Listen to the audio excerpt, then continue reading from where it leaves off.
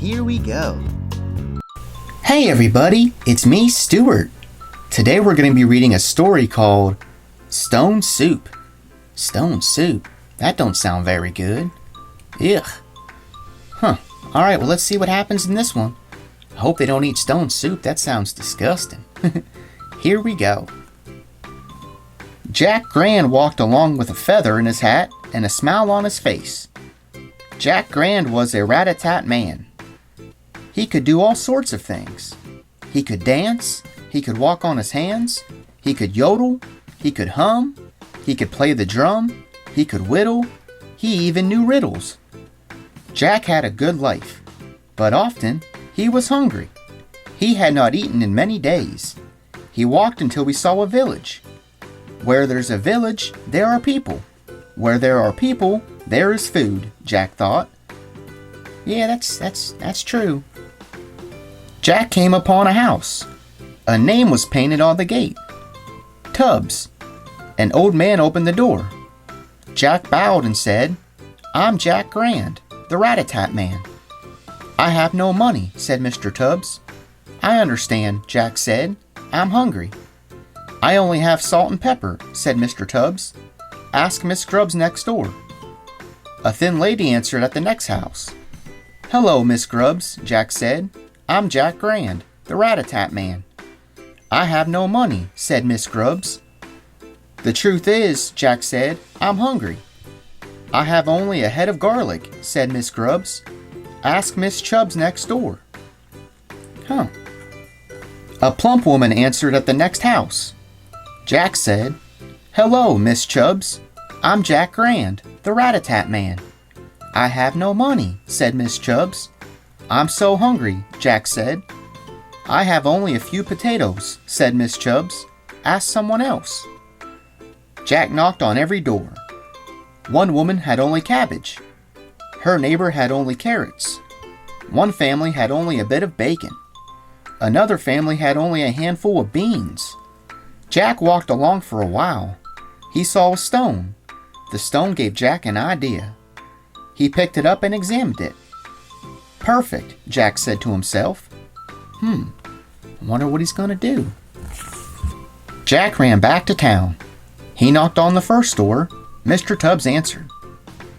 "You have no food to share," Jack said. "But do you have a big pot I could borrow?" "A big pot?" asked Mr. Tubbs. "What have you got there, son?" "It's a soup stone," Jack said. "A soup stone?" asked Mr. Tubbs. "To make soup," Jack said. Mr. Tubbs came out with a big pot. Jack carried the big pot to the village square. He filled it with water. He built a fire underneath it and dropped the stone in. The pot bubbled. Jack dipped a spoon into the water. He tasted it. "Perfect," he said. "What? How is that perfect? It's going to taste like water. With some stone flavor, maybe?"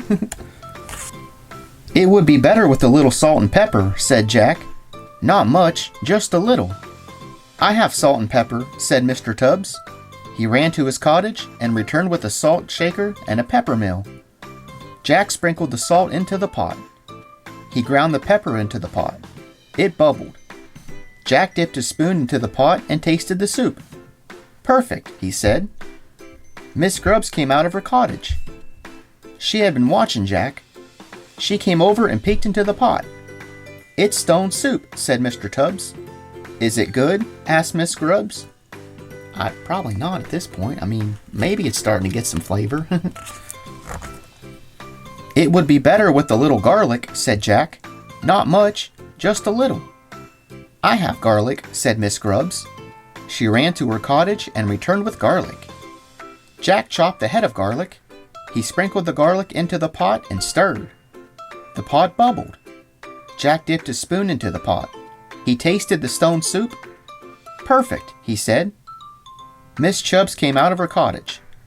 She had been watching Jack, too. She came over and peeked into the pot, curious as to what it was. "It's stone soup," said Miss Grubbs. "Is it any good?"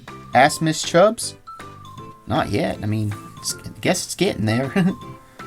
Just as Mr. Tubbs and Miss Grubbs had done, Miss Chubbs brought the only food she had and added it to the pot. Soon, the entire village had gathered. They wanted to know what was in the pot. A woman ran to get cabbage. A man ran to get carrots. Other villagers ran to get beans and bacon. Jack threw it all into the pot. Jack spooned soup for everyone. He ate until he was full. The villagers ate until they were full. They ate until the pot was empty. Empty, that is, except for the stone. Use it for your next pot of stone soup, Jack said to the villagers as he headed to another village to meet more new friends. Wow. The end. Huh. Kinda seems like he was tricking them people a little bit, doesn't it? He put a stone in there and everyone brought the ingredients and he cooked it all up and they had some soup. Called it stone soup. Huh. I don't know, I might have to try it sometime. Have you ever tried stone soup? I haven't. Huh. Alright, well thanks for watching. Be sure to check out my other videos. See ya!